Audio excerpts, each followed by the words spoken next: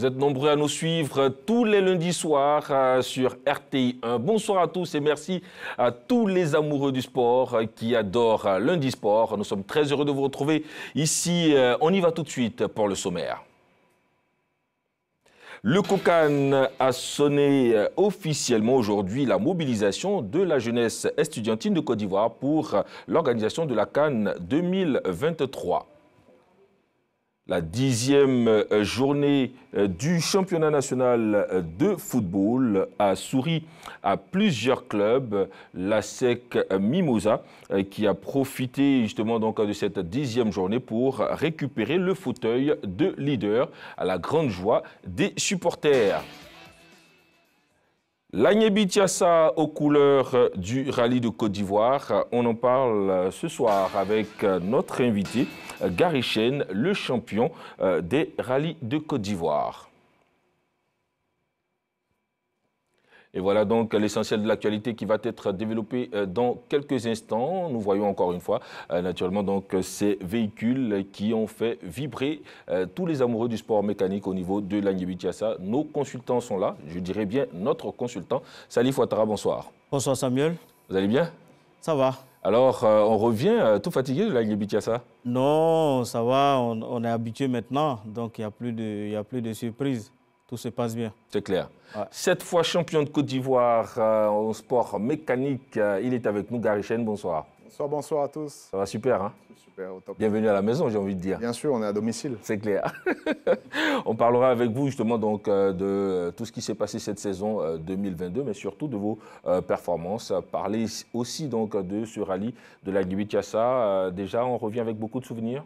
Oui, c'était un rallye intéressant, sachant qu'on a roulé de nuit. Moi, j'adore rouler la nuit et la population nous a très bien accueillis. Beaucoup de spectateurs et c'était très intéressant. C'est clair.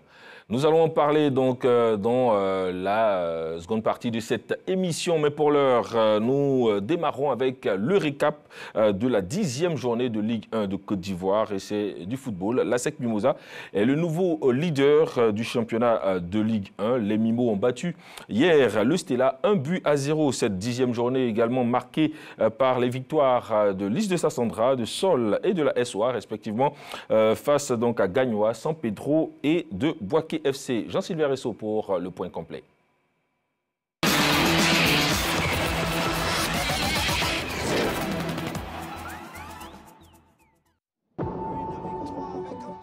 Novembre a été un mois difficile pour le Sporting Club de Gagnoa. Éliminé en Coupe africaine par la SEC, le club du fromager a été humilié samedi au Champrou par l'équipe du Lys.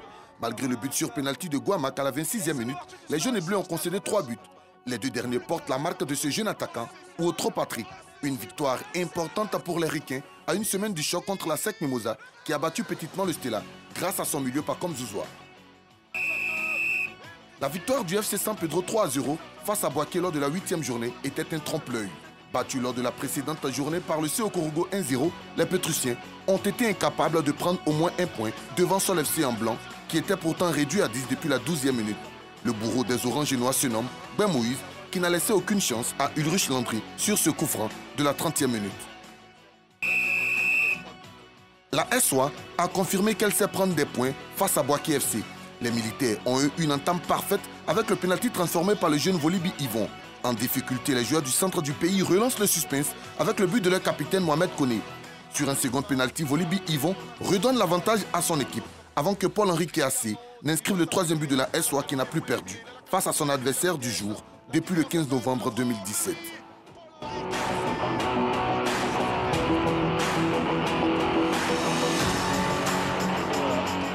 Salif Ouattara, nous voyons là que la SEC Mimosa, invaincu depuis 8 matchs maintenant, reprend naturellement le fauteuil de leader. On va dire félicitations à Julien Chevalier qui revient, qui avait 4 matchs pratiquement, 4 matchs en retard, 1 nul, 3 victoires. C'est à saluer cette performance-là. Il faut saluer les efforts de tous les garçons qui sont au niveau du club jaune et noir, Zouzoua Pacom et tout ce monde-là qui participe au rayonnement de la SEC Mimosa. On constate que sur les 30 derniers matchs de Julien Chevalier, il a aligné 22 victoires, 6 nuls et 2 défaites. ça peut-être ne représente pas grand-chose, mais c'est une performance quand même incroyable. Il faut saluer tout cet effort, mais en même temps, beaucoup de questions se posent quand on sait que la SEC est qualifiée pour la Coupe CAF et qu'il n'y a pas de réelle opposition en face. Est-ce que ce club-là, qui n'a pas de réel challenger ici, pourra performer sur l'échiquier africain? C'est la question qui reste posée. C'est vrai que à côté, il y a les félicitations, mais en même temps, il faut se poser des questions. On sortira, on ira jouer à l'extérieur face à des pays où le championnat est rude. Quand vous partez, par exemple, en Afrique du Nord, vous avez au moins 4 clubs, 5 clubs, 6 clubs qui se challengent assez sérieusement, journée après journée. La SEC se retrouve roi sur le trône. Pas de grands adversaires, en tout cas, c'est ce qu'on sent. Au niveau du championnat national. Au niveau du championnat national, sur l'échiquier africain, qu'est-ce qui va se passer? C'est l'inquiétude.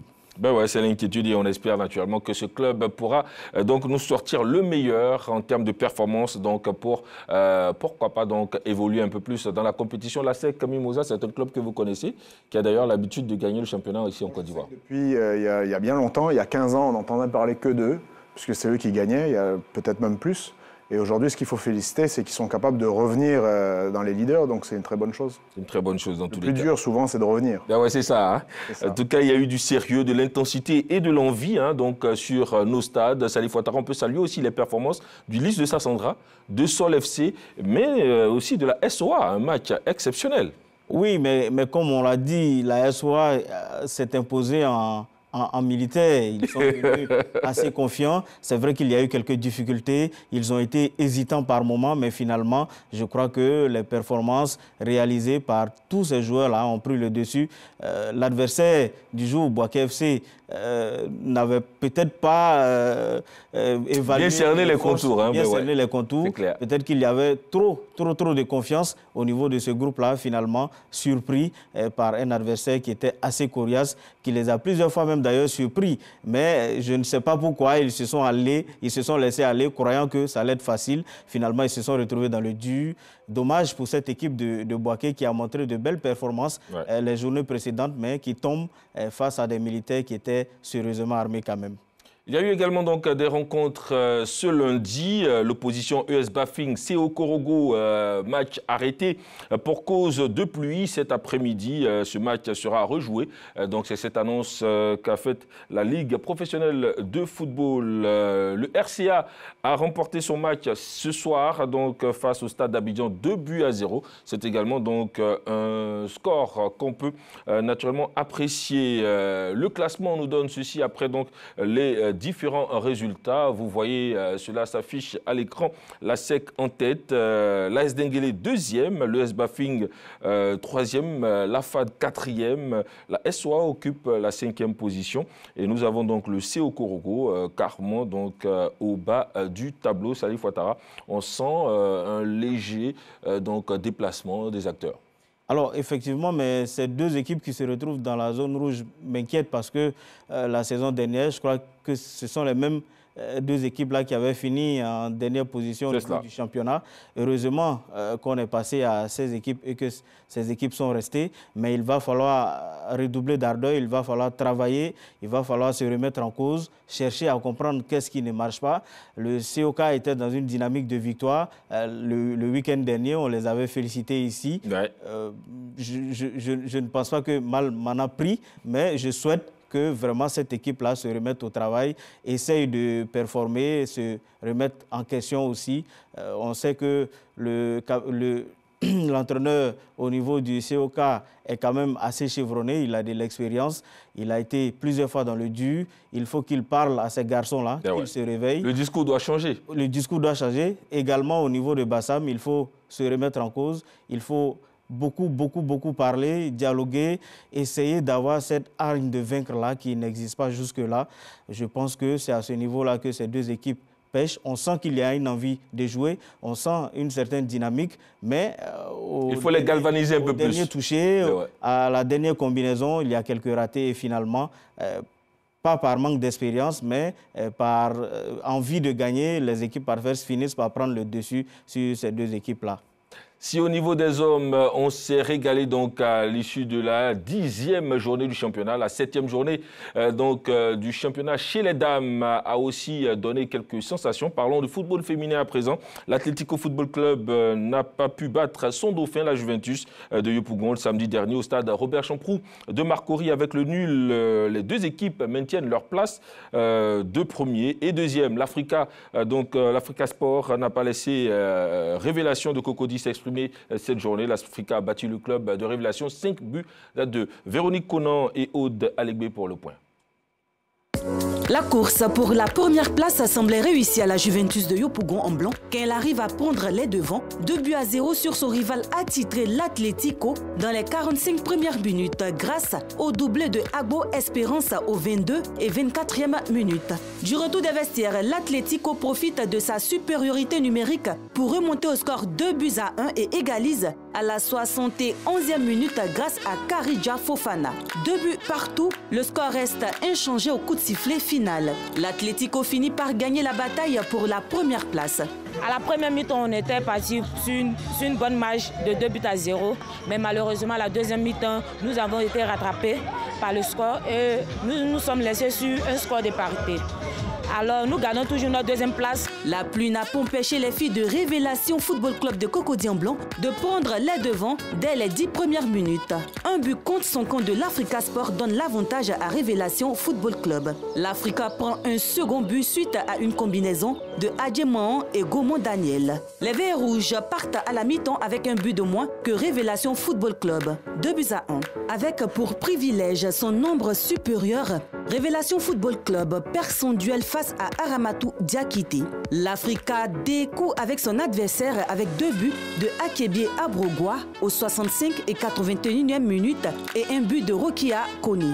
5-2 pour l'Africa Sport. L'erreur est venue de tout un chacun d'entre nous. On n'a pas su donner à fond parce qu'on s'est dit qu'on menait déjà au départ et on n'a pas voulu trop faire d'efforts. Après tout, nous sommes rentrés dans les vestiaires. Le coaching a donné ses instructions et on a appliqué. C'est ce qui a fait qu'on a gagné. Au terme de la 7e journée, les Verts et Rouges remontent à la 4e place du classement. Là-bas également, il y a de belles choses à voir, Salif Ouattara, et on peut surtout noter que l'Africa est en réel progrès avec cette autre victoire. 21 buts, c'est l'une des journées les plus pauvres, je dirais, depuis que ce championnat a débuté. On a l'habitude des scores fleuves. Oui. On ne sait pas, sûrement que les défenseurs se sont remis en cause et ont essayé d'améliorer également leurs différents blocs. Ce qu'on peut constater, c'est ce mano à mano entre Priscilla Creto de l'Atlético FC et Akrebier Brogois qui essaye de vraiment jouer comme les festivaliers. Bon, je ne sais pas si je dirais les festivaliers. On a cette concurrence-là. Quand ce week-end, Akrebier inscrit des buts, il faut que l'autre week-end, l'autre réagisse et ça donne quelque chose de sensationnel. C'est un spectacle qu'il faut suivre au niveau des différents stades. Stade Robert Champroux, le complexe d'Abobo, également le complexe de Yopougon. Et pour le moment, figurez-vous, avec 15 buts, Akebie Abrogois de l'Africa est en tête en tant que meilleur buteur, mais est tout de suite talonné par Creto Priscilla qui comptabilise actuellement 13 buts. C'est clair. Et là, elles sont vraiment en train de donner le meilleur d'elles-mêmes. En train de donner le meilleur d'elles-mêmes. Je ne sais pas s'il y a un prix qui est dédié au niveau de ces championnats, mais il faut les encourager parce qu'elles sont dans une dynamique assez sérieuse et il faut saluer cela. Le tableau des résultats va s'afficher là tout de suite. On a une grosse surprise pour vous, mesdames et messieurs. Voici la première victoire des 11 sœurs, Salif Ouattara. Oui, longtemps, effectivement, sur ce plateau-là, on a décrié les contre-performances de ce club. Et s'il y a, même si c'est un seul but, mais une victoire, c'est une victoire. C'est clair. Déjà saluer ce sursaut d'orgueil. Parce que le week-end dernier, Véronique Conan, qui est pratiquement sur ce championnat tous les week-ends, a posé la question à l'encadreur des 11 sœurs de Gagnois. Qu'est-ce qui n'allait pas au niveau de ce club? Il avait dit qu'on patiente, que la mayonnaise est en train de se mettre en place et qu'on allait voir ce qui allait arriver. On espère que c'est le bon moment qui arrive. On est au bon moment et au bon lieu. Il faut saluer déjà ce petit but, mais il faut espérer que les 11 sœurs de Gagnois continuent dans cette dynamique. Elles nous ont habitués à la gagne il faut qu'elle revienne à cet état d'esprit. C'est clair. Tableau de classement à présent, donc nous avons l'Atlético toujours en tête, suivi de la Juventus et Inter d'Abidjan, 3e. On parlait justement, Salif, de cette progression de l'Africa, donc qui récupère 2 places dans ce classement. L'Africa qui désormais se retrouve donc au pied du podium. Oui, le président El Pazo, puisqu'il est connu sur ce pseudonyme, qui est un peu souffrant, qui, je pense, a abandonné quelque peu ses charges, a eu tout de suite le soutien du président central de l'Africa Sport, Kouyotea, qui est vraiment sorti, qui a parlé aux filles.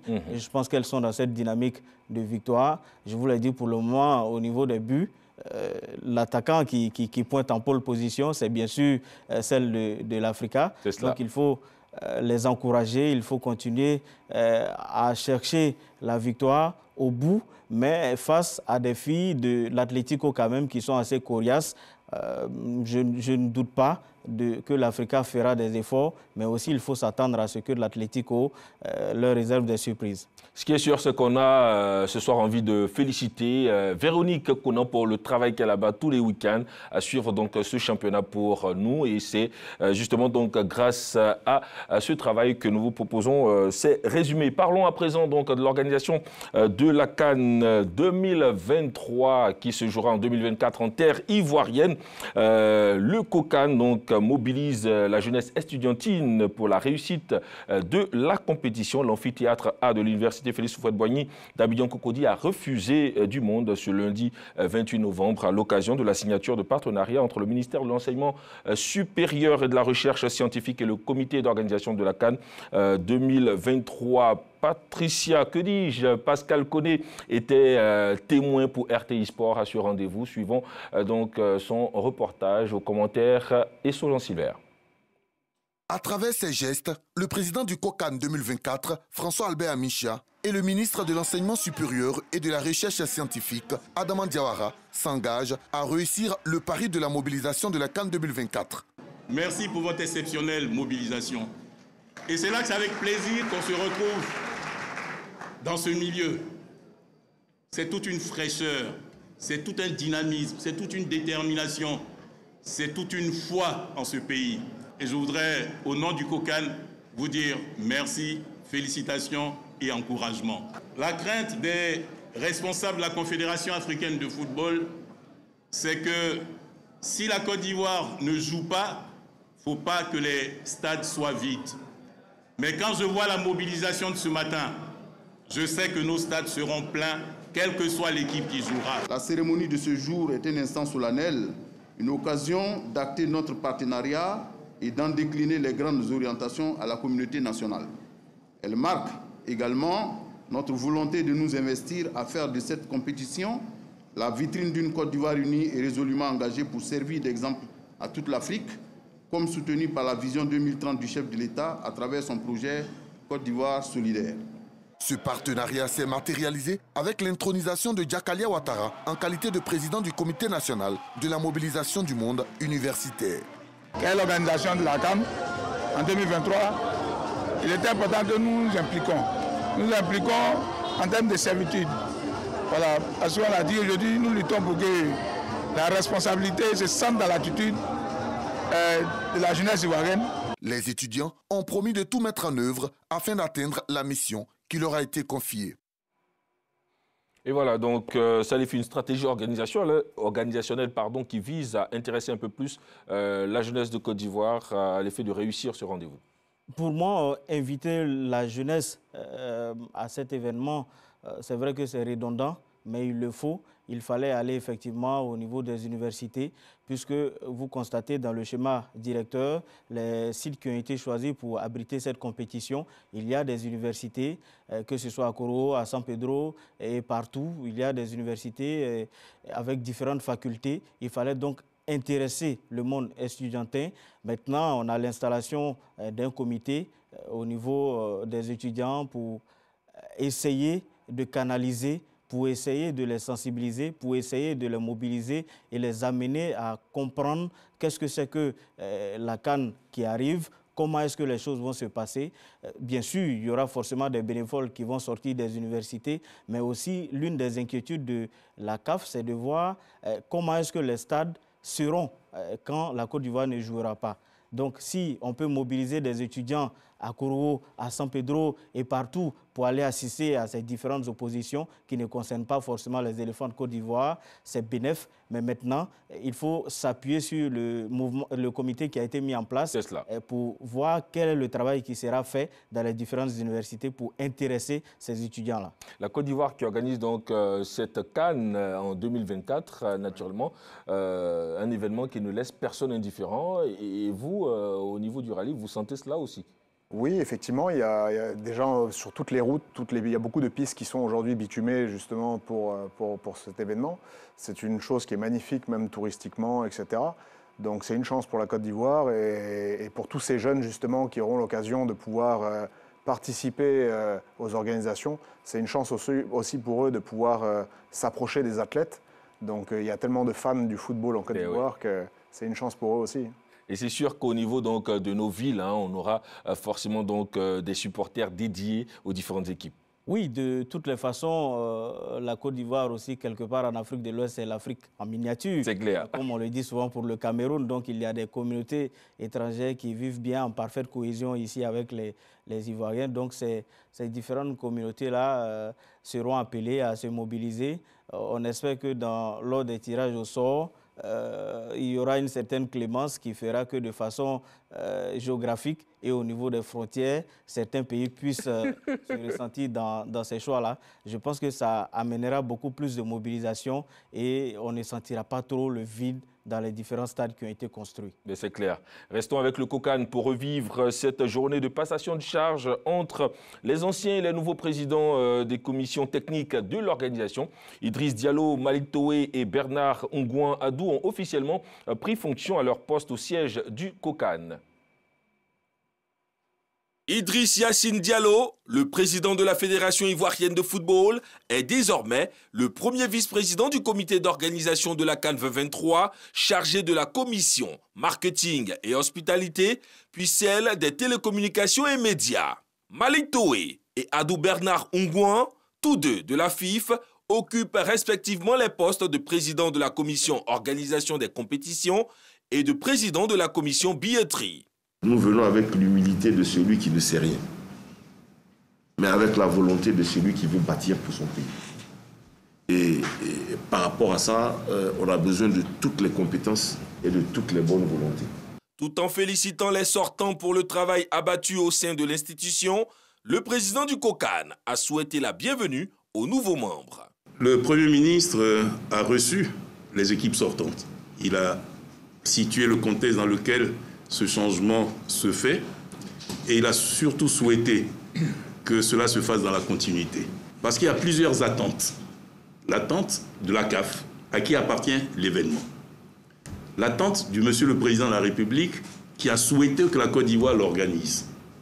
L'attente du peuple ivoirien, qui veut être toujours au sommet. Rappelons que le COCAN est passé de 13 commissions techniques à 9, selon une directive de la CAF.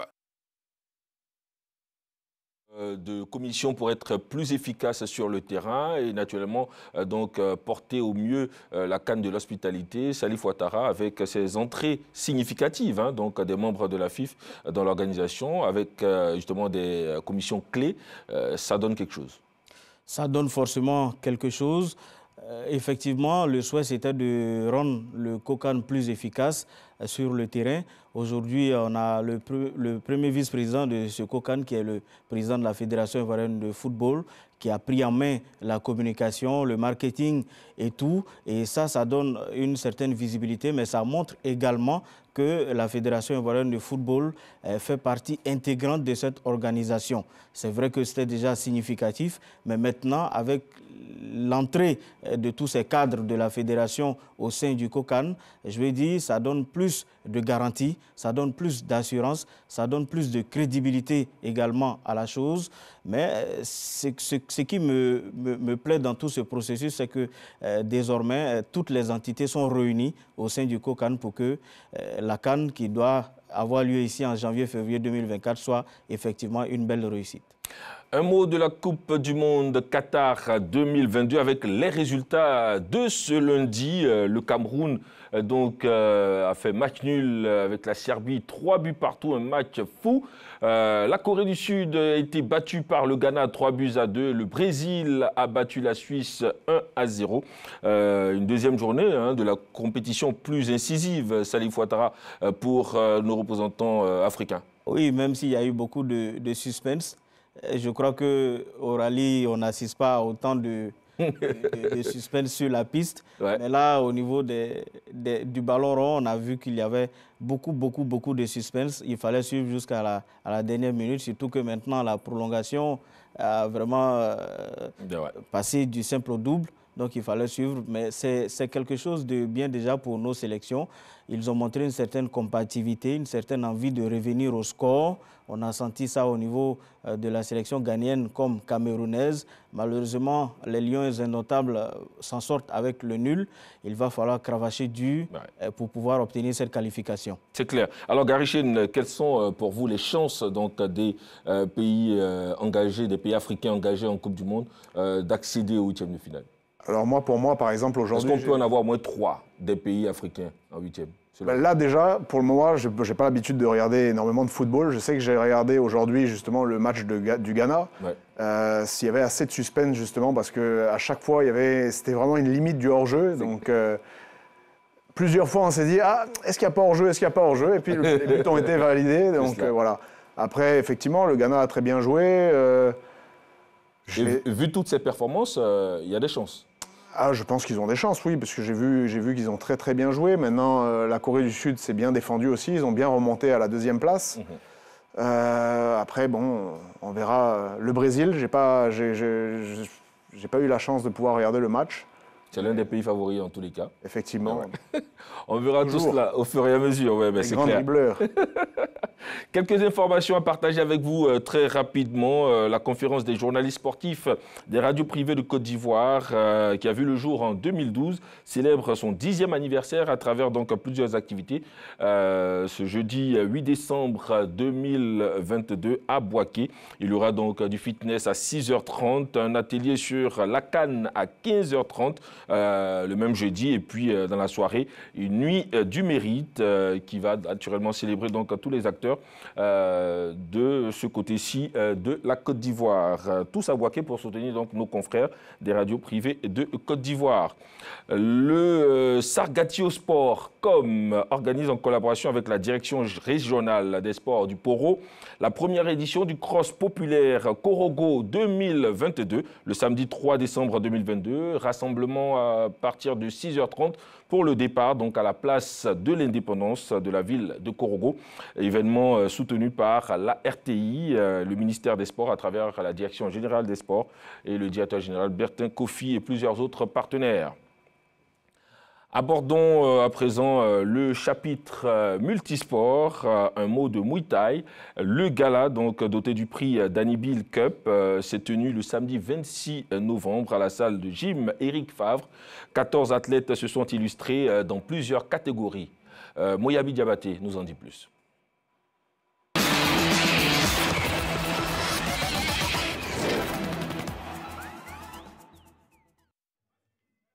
Avant les combats professionnels, un combat d'exhibition a mis aux prises Konekasum Ayedo Melej.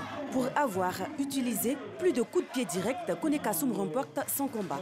Dans les catégories 65 et 70 kg, Ali Doumbia en gants rouges et Sorodrissa en gants bleus ont tiré leur épingle du jeu en battant leurs différents adversaires par outclass. Chez les 55 kg, Konejaki Issa en plastron rouge livre un combat assez spectaculaire en enchaînant des sauts directs pour atteindre son adversaire dans l'abdomen. Contrairement à Adeontini Lati qui utilise des clinchés pour vaincre son adversaire, Naki Brunel, Koulibaly a fait l'erreur en laissant tomber son dentier 3 fois et est pénalisé. Il s'incline face à Yao Marias malgré les efforts fournis dans le combat.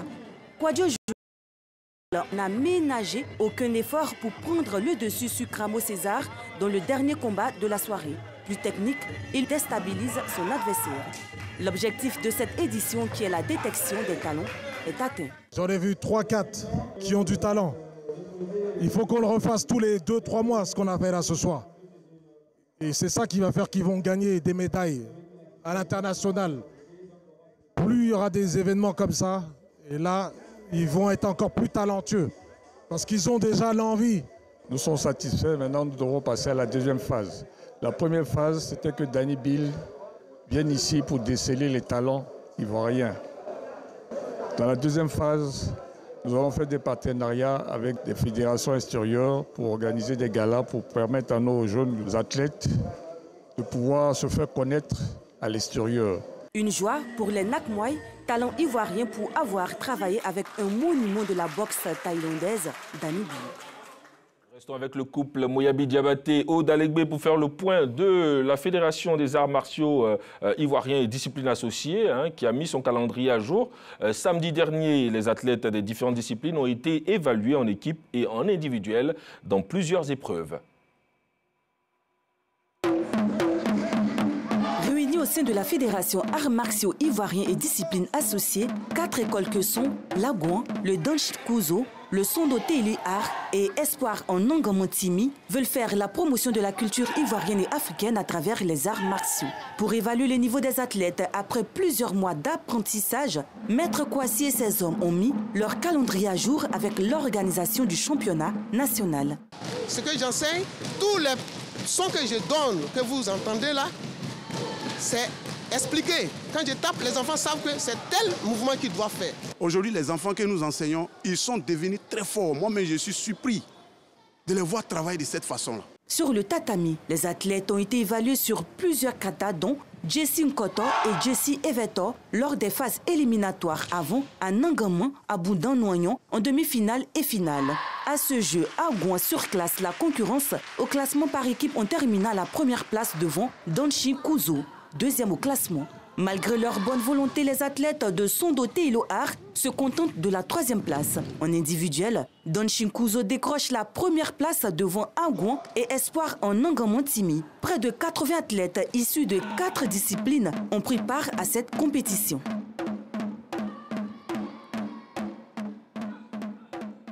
Après 2 semaines de compétition, le tournoi de tennis dénommé Mission d'amour s'est achevé dimanche dernier à l'Athletic Club. Le tournoi a permis de récolter des fonds en faveur des orphelins issus de l'ONG Mission d'amour. Moyabi Diabaté et Esso Jean-Silver. Joris Jumelzur est le grand vainqueur de la première édition du tournoi de tennis amateur Mission d'amour. En finale des 18 ans et plus, il s'est imposé face à Wilfried Kouassi en 2-7. Chez les dames, Maria Meroué remporte le trophée de vainqueur après abandon de son adversaire. Wanda Ogo Kevin est arrivé en tête du classement des poussins. Chez les minimes, Hassan Patrick a ajouté un nouveau trophée à son jeune palmarès. Même son de cloche pour Franck Ouamian. Vainqueurs dans les catégories respectives, Koudou Yacinthe, Milad Dayer sont repartis chez eux les bras chargés de cadeaux. Nous sommes satisfaits du tournoi, des résultats, du déroulement. Et on a récolté des fonds, il y a eu des généreux donateurs. La présidente de l'ONG Mission d'amour, Fidèle Lagnon-Koné, peut donc avoir le sourire. À travers le tournoi de tennis, ces orphelins dont la particularité est d'avoir tous perdu leur mère en couche bénéficieront d'une meilleure prise en charge. Cyclisme à présent, inculquer la passion du vélo dès le bas âge, c'est ce à quoi s'est attelée l'association La Maison de Mahé en partenariat avec la Fédération ivoirienne de cyclisme. Les enfants de 3 à 13 ans ont donné donc des coups de pédale et c'était à Cocody en présence de Jean-Sylvain Esso. Après les inscriptions, vérification de matériel de course et consignes, place au jeu. Cadre idéal pour l'activité sportive, J'aime le vélo, initiative de l'association La Maison de Mahé, en partenariat avec la Fédération ivoirienne de cyclisme, qui a permis aux enfants de 3 à 13 ans à Cocody de s'occuper sainement et sportivement. Cette initiative vise à inculquer la passion du cyclisme aux jeunes dès le bas âge. Galvanisés par les ovations du public, ces enfants ont su faire preuve de courage et de persévérance lors de cette journée ludique.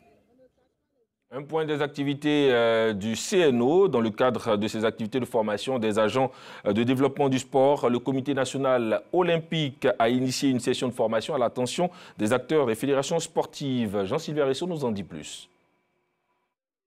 Appliquée lors des cours théoriques, pratiques et des examens pratiques, ces acteurs de fédérations sportives ont pris part au séminaire de renforcement des capacités des acteurs du mouvement olympique ivoirien. Une initiative du Comité national olympique qui vise à outiller des cadres performants et dynamiques dans leur politique de gestion et de quête de performance. Cette session est la première d'une série de séminaires prévus sur 8 mois en raison de 4 sessions. La prochaine session est prévue pour janvier 2023 avec toujours plus de thèmes majeurs et des experts formateurs de qualité pour aider et accompagner les fédérations sportives à relever les défis sportifs en perpétuelle mutation. Le point international, et on démarre avec du tennis. Coupe Davis, le Canada a dû attendre 109 ans depuis la première édition de la Coupe Davis pour soulever son premier saladier d'argent. C'était dimanche dernier donc à Malaga. Au niveau des sports auto, Michael Arcona, donc sacré champion du WTCR samedi en Arabie Saoudite. L'Espagnol a finalement terminé la saison avec 305 points, soit 68 points de plus que Nestor Girolami. En boxe, à 33 ans, l'Américain Régis Porgret est le nouveau champion du monde WBC des superlégers après son succès par arrêt de l'arbitre à la 11e reprise face à son compatriote José Zepeta. C'est son 28e sacre, il faudrait donc le rappeler. Voilà. Passons à présent donc à notre magazine où nous parlerons en long et en large de rallye. Juste après ceci.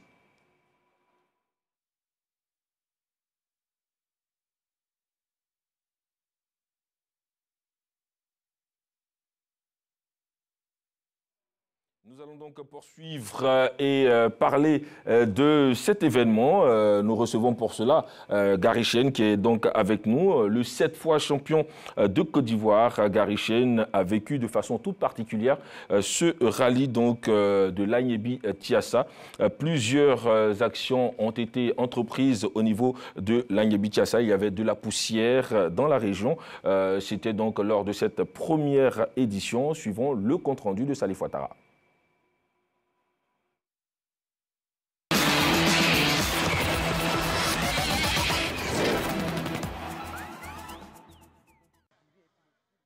Lancé à Sikinsi, l'Agnebi-Tiassa Rallye 2022 a drainé du monde sur la place aménagée pour la circonstance dans la matinée du samedi. Cette manche de qualification a permis aux gros moteurs de faire sensation. À l'image, Fatim et Bakary Fané sur Evo 9, Malik Gueye et Nicolas Kiendrebeogo sur Evo 7, Gary Chene et Benoît Chapalin sur Evo 10. Après Sikinsi, les équipages et leurs bolides se sont déportés à Agboville. Un circuit de nuit entre 19h et minuit le samedi qui a permis au jeune Malik Gueye de sortir la grande artillerie et de titiller quelque peu Gary Chene. Dans la matinée du dimanche, Malik Gueye est en pole position. Une avance qu'il ne pourra conserver, talonnée efficacement par l'équipage du team Hermès, fougueux sur la spéciale de Eri Magougoué 2.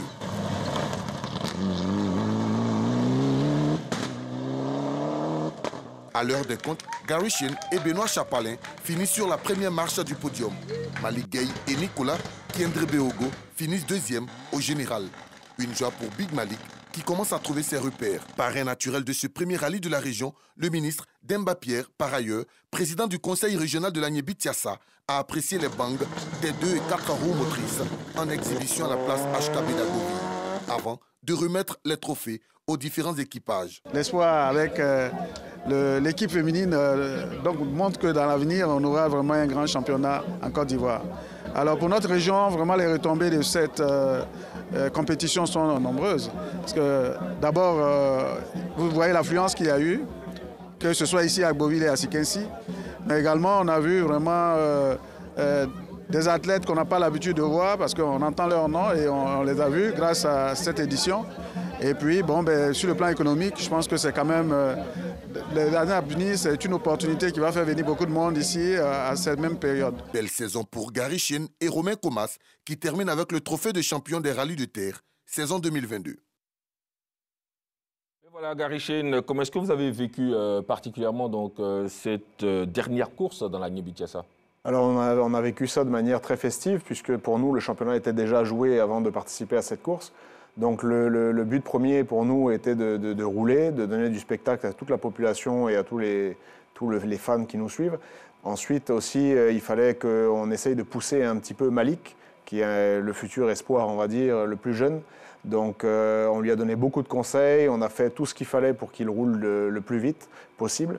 Donc on a essayé de le pousser justement pour qu'il progresse, pour que l'année prochaine il soit encore plus performant. Il faut rappeler que votre ami et fidèle compagnon Romain Comas n'était pas donc de la partie. Ça a été difficile? Comment est-ce que vous avez vécu? Non, effectivement, le fait que le championnat était déjà joué et qu'il avait beaucoup de travail, il ne pouvait pas venir. Donc j'ai demandé à Benoît Chapalin, qui habituellement est un concurrent, puisqu'il est le pilote de Cyril Bottary, de m'accompagner sur cette épreuve, sachant que le championnat était totalement joué pour nous déjà, et de pouvoir, on va dire, s'amuser ensemble, même si nous sommes concurrents, on va dire qu'on est tous de la même famille, et on a passé un très bon moment. Ah ouais, c'est clair. Nous vous proposons d'ailleurs, mesdames et messieurs, de jeter un regard sur le parcours exceptionnel de Gary Shane cette saison 2022. Gary Shane s'est incontestablement donc taillé une carrure de champion au niveau des sports automobiles. Salif Ouattara nous le présente. Absent du 48e rallye Bandama en février, Gary Shane et Romain Comas ont débuté leur saison au mois de mars à Assini. Sur le championnat SSV, Gary et Romain vont devoir se contenter de la deuxième marche du podium à Assini. La première victoire de la saison de Gary et Romain intervient en avril sur le off-road du 108 dans les bananeraies d'Aboisseau. Dès lors, le célèbre équipage du team Hermès impose sa cadence sur le championnat SSV et ouvre de ce pas un autre challenge, remonter le chrono au niveau du championnat des rallyes, Suter. Première destination pour cet objectif, la ville de Gagnois pour le 33e rallye de la cité, les 22 et 23 avril. Shane et Comas prennent de l'avance au chrono et s'installent à la trêve du championnat, leader. À la reprise, Gary Shane va renforcer son avance en remportant le deuxième rallye du Moronou devant la population de Bongwanou avant de finir en beauté à Agboville sur le premier rallye de l'Agnébit-Tiassa. 2013, 2014, 2015, 2016, 2018, 2021 et 2022, cette fois que Gary Shane finit la saison en tête du championnat des rallyes sur terre. Chez les SSV, c'est le deuxième trophée de champion qu'il enlève pour cette saison qui s'est achevée à Gagnois. Déjà champion d'Afrique en 2014, Gary Shane n'a qu'un seul souhait, retourner sur les pistes africaines. C'est clair que c'est votre grand souhait, mais quelle a été la particularité de cette saison 2022 pour vous? Bon, la particularité, disons qu'on a eu un très beau championnat avec les SSV et le rallye. On a eu quand même beaucoup d'épreuves cette année. Je retiens que nous avons eu de nouveaux spectateurs magnifiques, donc à Agboville. Beaucoup de monde nous a assistés dans les villages, etc. À Bongwanou aussi, depuis l'année dernière, déjà nous sommes allés là-bas, c'était la première fois l'année dernière et cette fois-ci, beaucoup de spectateurs. Avant, on va dire que c'était Gagnois qui nous recevait le mieux. Ouais. Aujourd'hui, il y a trois villes. Et là, si vous devez donner une palme à une ville? Bon, Gagnois quand même. Ouais, j'en étais sûr. Alors, est-ce qu'il y a une anecdote ou une histoire avec votre compère Romain Comas, justement, que vous voudriez nous raconter? Bon, il y en a eu, marquant. Il y en a eu plusieurs sur tout le rallye, sur toute la saison. C'est cela. On a eu, surtout au niveau des SSV, on a eu quand même assez de concurrence. C'était pas tous les jours facile. Donc, il a fallu que nous fassions des stratégies pour pouvoir faire jouer notre expérience et pour pouvoir gagner. Donc, déjà, à Yamoussoukro, en SSV, on a fait exprès de prendre des pénalités pour pouvoir partir derrière notre concurrent principal pour pouvoir le pousser à la faute, puisqu'il roulait très vite. Donc la stratégie a marché. Donc on était très heureux de notre victoire. Voilà. Nous en avons eu aussi plusieurs à Aboisseau. Ah d'accord. Donc à Aboisseau, la même chose. J'ai une surprise pour vous. Oui. Alors on va écouter votre compère qui vous fait cette vidéo justement où il raconte aussi donc une anecdote de votre parcours 2022 et même d'autres choses que vous avez vécues ensemble. Romain Comas. Félicité, il a fait une très belle saison. Il m'a bien écouté, comme moi aussi je l'ai bien écouté aussi. Donc on est particulièrement content et on compte continuer comme ça et puis se battre jusqu'au bout parce que on a soif de titres et on veut continuer à prouver qu'on est les meilleurs. Voilà. Ensuite, une petite anecdote sur Gary. Ben, moi, je me rappellerai toujours du championnat d'Afrique au rallye du Rwanda avec ce magnifique saut que l'on fait, qui n'était pas prévu, qui n'était pas marqué sur les notes. Donc la descente a été rude et je me rappellerai toujours de ce que Gary m'a dit quand je lui ai dit bon, tout droit et je lui annonce 100, gauche 2. Il me dit écoute là, Romain, avec ce qu'on vient de faire là, je t'écoute plus, laisse-moi me reprendre, laisse-moi reprendre mon souffle, je t'écoute plus. Donc c'était une anecdote, voilà, parmi tant d'autres, mais bon, aujourd'hui, voilà, l'essentiel c'est qu'on est là, c'est qu'on a remporté les 2 titres et qu'on est super content, quoi. Voilà. Et puis Gary, force à toi, et puis je sais que de toute façon, toi, tu vas jamais lâcher, tu vas toujours continuer, et voilà. Allez, à bientôt. Ben ouais, réaction? Écoutez, effectivement, au Rwanda, il y a eu ce fameux saut qui n'était pas prévu à la base, puisque à la base, il y avait pendant les reconnaissances une petite bosse, et les spectateurs ont augmenté considérablement cette bosse, ce qui fait qu'on est arrivé à une vitesse au-dessus de 200, et là, on s'est envolé très très très haut. C'était très impressionnant. À la réception, la voiture, le radiateur a explosé, le berceau a cassé, enfin, on a déjà... Je me suis bataillé pour rester sur la route, et donc du coup, au moment où on atterrit, qu'on arrive à récupérer la voiture, il commence à me redonner des notes, et je lui dis écoute, tais-toi, c'est bon, avec ce qu'on vient d'arriver déjà, on va essayer d'arriver au bout du rallye, donc on a réussi à terminer quand même, Dieu merci, mais il fallait absolument que là, je trouve une solution pour ramener la voiture. Solution que vous avez trouvée. Alors, cette question, elle nous brûle les lèvres. À quand le retour de Gary Shinn, donc au plan continental? Alors au plan continental, tout dépend du ministère, tout dépend de la fédération. Nous, on ne demande que ça, on est disponible, on est prêt. Maintenant, nous avons fait l'année 2014 à nos frais. Nos sponsors nous ont suivis, mais malheureusement, on n'a pas pu être soutenu du ministère ni de la fédération. Donc il faudrait qu'on parte à leur nom et qu'ils fassent ce qu'il faut pour qu'on puisse y aller, puisque on ne pourra pas gérer une deuxième année seul. On espère justement que votre message a été entendu et que vous aurez les soutiens nécessaires, comme vous qui avez le feu sacré du rallye, donc en vous, d'autres jeunes pilotes assez prometteurs ont été également donc vus sur le circuit par Salif Ouattara. Il nous parle de ces jeunes. Suivons. Plus en vue lors de ce premier rallye de l'année Bitiassa, Gay Malik, alias Big Malik, 22 ans, a convaincu lors de cette saison qu'il avait désormais une bonne maîtrise de son Evo 7 qu'il a racheté la saison dernière pour se lancer dans les courses automobiles. Une course bien maîtrisée nécessite la mobilisation de moyens financiers. Big Malik en est conscient, comme la plupart des autres pilotes. Plus expérimenté que les nouveaux venus, Ahmed Kanaté joue aujourd'hui le prestige des différentes compétitions. Le pilote vit en France, difficile pour lui de participer à toutes les manches du championnat. Personnellement, par manche, au moins 2,5 millions. Si je compte le billet d'avion que je paye à chaque fois, parce que je pense que vous êtes témoin, je fais le déplacement, ma famille vit en France, et je paye le billet d'avion à chaque course pour essayer de prendre le départ. Ensuite, il faut mettre la voiture au point, donc changer toutes les pièces. Et on dira que 90% des pièces ne sont pas trouvables sur le marché ivoirien. Il faut les acheter en France. Inscrits en 2 roues motrices pour la plupart, les jeunes pilotes et copilotes ont eu une saison rude avec 9 manches au calendrier. À l'image, Carole Rouanet, qui a décidé de se lancer dans les sports auto sur Peugeot 207 avec une copilote expérimentée, Yaren Kwasi-Lenoir. Un autre équipage 100% féminin. Objectif de Carole Rouanet, maîtriser d'abord les pistes avant de se lancer véritablement pour des victoires. Il faut que le flambeau se passe justement, parce que nous on ne va pas courir... on n'est plus jeune non plus, peut-être encore 5 ans, et puis après on va arrêter. Derrière la vieille garde se trouvent de nombreux jeunes, comme Roland Kwasi-Lenoir, ou encore les enfants fanés, qui caressent le vœu d'avoir des sponsors et autres partenaires, afin de mieux s'exprimer sur les pistes ivoiriennes.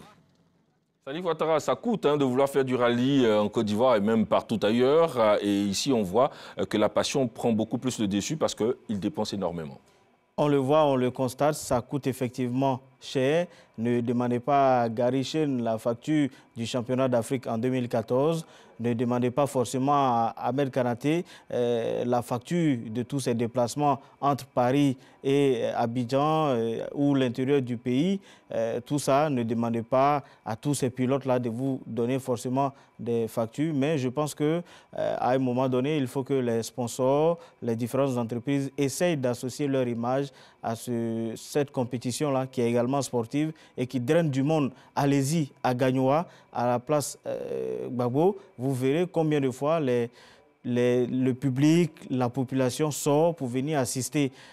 Allez-y encore. Et le ministre Pierre Demba lui-même l'a dit. Hein, donc, Voilà, donc il faut vraiment aider cette fédération, je pense, qui draine du monde et qui a de la visibilité également. Quel appui justement vous apportez à toute cette nouvelle génération de pilotes, vous qui êtes considéré comme l'un des cadors? Justement, j'ai Malik que j'essaye de pousser au plus. Donc je lui donne un maximum de conseils. Je l'ai hébergé durant ce rallye même dans mon assistance. J'essaye un maximum de lui donner des conseils. Donc voici une chose que je peux faire. Ensuite, il y a les enfants de mon président de club qui sont là aussi, de club de Gagnoa, que j'essaye de pousser. Et voilà. Vous prenez plusieurs sous votre aile en fait? Disons que je ne les prends pas réellement totalement sous mon aide, mais tout ce que je pourrais faire pour les aider, en tout cas, je le fais. Ben ouais. Et ils sont de plus en plus nombreux à vous rejoindre? Ils sont de plus en plus nombreux à nous rejoindre, que ce soit dans les voitures et que ce soit sur les SSV. Aujourd'hui, il y a Adama Sissé qui est sur les SSV. Il y a aussi, on a vu à Bassam, un nouveau jeune qui est venu nous rejoindre, qui s'appelle Vincent Platel, qui a fait une très très belle course. Donc voilà. Alors, Salif Ouattara, vous avez suivi toute cette saison de rallye sur terre et également de SSV. Un mot sur l'ambiance générale et est-ce qu'on peut dire que quand même cette discipline vit bien? Ce que je peux dire, c'est qu'il y a une dynamique. Il y a des jeunes qui viennent dans cette discipline, qui la découvrent, qui avaient des appréhensions, qui effectivement découvrent tout le contour d'un véhicule, d'un bolide. Et quand il est lancé, c'est une autre vie. Donc, effectivement, au niveau de cette fédération des sports automobiles et de l'association SSV, il y a un regain. Maintenant, il faut comptabiliser tout cela avec le temps. Mais il faut vraiment aider ces jeunes au niveau du sponsoring à trouver des gens qui vont associer leur image et qui vont les aider quelque part à pouvoir progresser dans leur carrière. C'est clair. Merci beaucoup, messieurs. C'est ici qu'on s'arrête pour ce soir. Merci, Samuel. Moi, je tiens à féliciter et à remercier tous ces fans qui viennent nous voir. Ouais. Ils sont de plus en plus nombreux, donc justement de Gagnoa à Gboville à Sikensi. Il a un amour profond pour Gagnoa. Mais je suis du club de Gagnoa. C'est clair, mais en même temps, il veut saluer aussi tous les autres, tous les autres fans. Je les remercie tous de nous soutenir et surtout ma fille qui, dès que j'arrive à la maison, ma supportrice numéro 1, tu as gagné? Si je n'ai pas gagné, elle me fait la gueule. Donc je comprends maintenant pour toute cette motivation sur le terrain. Une pression totale. Merci beaucoup à Gary Chen. Merci. Voilà donc qui nous fait l'amitié chaque fois qu'on l'invite d'être sur ce plateau. Merci à Salif Ouattara. Merci à Samuel. Vous tous, toute l'équipe qui a aidé donc à mettre sur pied cette émission. Merci encore une fois à vous, chers téléspectateurs. On se dit donc à très très vite pour d'autres moments de sport sur RTI.